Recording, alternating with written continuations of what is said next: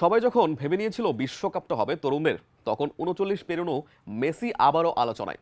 তার পারফরমেন্সে চাপা পড়ে গেছে এমবাপ্পের অতি মানবীয় ওয়ার্ল্ড কাপ ফর্ম। জোড়া গোলে মেসিকে ছাড়িয়ে গিয়েছিলেন এমবাপ্পে, তবে সে রেকর্ড টিকলো কতক্ষণ? হ্যাট্রিক করে মেসি এখন ক্লোজার পাশে, এক গোলে ছাড়িয়ে যাবেন তাকেও। বিশ্বকাপে নামলেই ফাইনালে খেলেন এমবাপ্পে।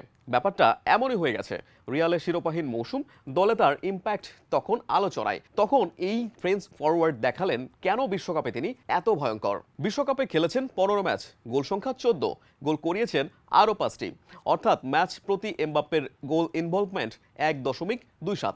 যে হারে সে খেলছেন তাতে সর্বোচ্চ গোলের রেকর্ডটা নিয়ে যেতে পারেন ধরাছোঁয়ার বাইরে। তবে কাজটা কি এতই সহজ? প্রথম ম্যাচের পর মেসির পারফরমেন্স অবশ্য তেমনটা ইঙ্গিত দিচ্ছেন না।